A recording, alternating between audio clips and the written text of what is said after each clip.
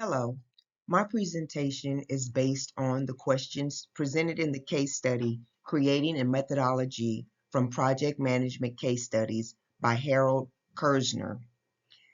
This case focuses on an organization that waited too long to develop an enterprise project management methodology, even though its competitors were already using structured methods to win contracts and meet client expectations. What can you determine about the corporate culture from the fact that they waited this long to consider the development of an EPM system? The company's culture appears to be reactive rather than proactive. Leadership waited until the marketplace forced the issue before taking project management methodology seriously.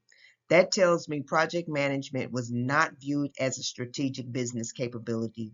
It was treated more like paperwork or an internal administrative function. The bigger concern is the political resistance. The executive staff understood that whoever controlled the PMO might also control project management knowledge, standards, and decision making. Instead of focusing on competitiveness, they protected their own authority. That is dangerous because the company was already losing ground in the marketplace. Kersner's case shows that fear of losing power slowed progress. Even though customers were asking for evidence of a formal methodology in proposals, PMI emphasizes that projects should create value for the organization. In this case, the company delayed a system that could have helped it deliver value more consistently. Can a PMO accelerate the implementation process? Yes, a PMO can accelerate the implementation process, but only if it has authority, executive support, and a clear purpose. A PMO gives the organization one central place to develop standards, templates, training, lessons learned, and governance. Without that central structure, every department may try to manage projects in its own way. That creates confusion. In this case, the PMO was made up of experienced project managers, which is a strength. They understood the practical side of project execution and could help design a methodology that project managers would actually use. That matters because a methodology should support project delivery, not slow it down. However, the PMO cannot succeed if executives only give passive support. The case already shows that executive sign-offs may be difficult.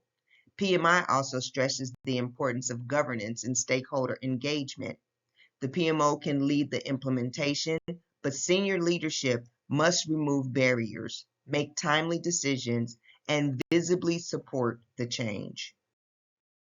Is it acceptable for the PMO to report to the Chief Information Officer, or should it report to someone else? Having the PMO report to the Chief Information Officer may work if most projects are technology-based. However, in this case, the company needs an enterprise project management methodology, not just an IT project management process. That means the PMO should report to a higher enterprise level position, such as the President, Chief Operating Officer, or an executive steering committee. The concern is neutrality. If the PMO reports to one functional executive, other executives may view it as belonging to that department. That can create even more resistance. The case already shows that executives were concerned about power and authority. So placing the PMO under the CIO could make those political concerns worse. A stronger reporting structure would give the PMO enterprise-wide credibility. It would also show that project management is a company priority, not just an information technology function. PMI explains that governance should support organizational value. For that reason, the PMO should be positioned where it can serve the entire organization. Why is it best to have 6 or fewer life cycle phases in an EPM system? It is best to have 6 or fewer life cycle phases because too many phases can make the methodology too heavy. If the organization creates 10 to 12 phases, Then it also creates 10 to 12 gate reviews. That means more meetings, more paperwork, and more time spent preparing for reviews instead of managing the project. The goal of an EPM system is not to bury project managers in documentation.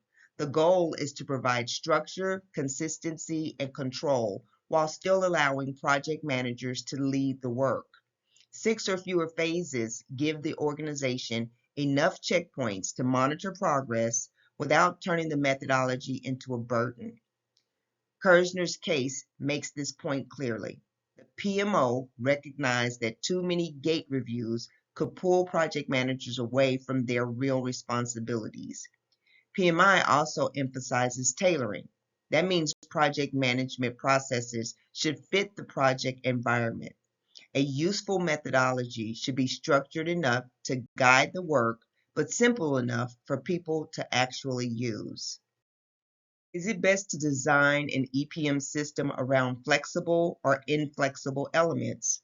Generally, when first developing an EPM system, do companies prefer to use formal or informal designs? It is better to design a new EPM system around flexible elements.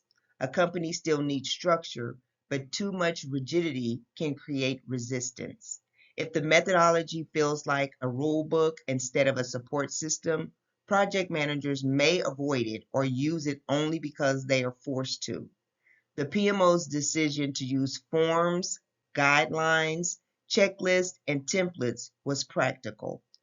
It gave project managers a standard set of tools while still allowing them to adjust the approach based on the client, project size, risk level, and business need. That flexibility is important because not every project requires the same level of documentation.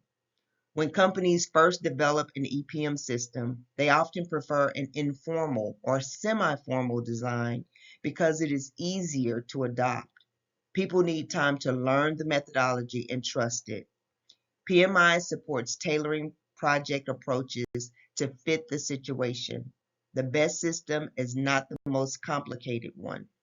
It is the one people can use consistently and effectively. Should an EPM system have the capability of capturing best practices? Yes, an EPM system should have the capability to capture best practices. Without that feature, the organization keeps starting over. It may repeat the same mistakes, miss the same risks, and lose valuable knowledge when projects close or employees move on. In the case, clients were already requiring best practices to be captured and shared before project closeout. That makes best practice capture more than an internal improvement tool. It becomes part of customer satisfaction and competitive advantage. If competitors can show that they learn from past projects and improve performance, this company must be able to do the same. Best practices should not be captured only at the final debriefing. That is too late for some lessons. Project teams should document lessons throughout the project through issue logs, risk review, after action review, and closeout reports. PMI emphasizes continuous learning, adaptation, and value delivery. A strong EPM system should turn project experience into organizational knowledge. Here are the references used in the presentation.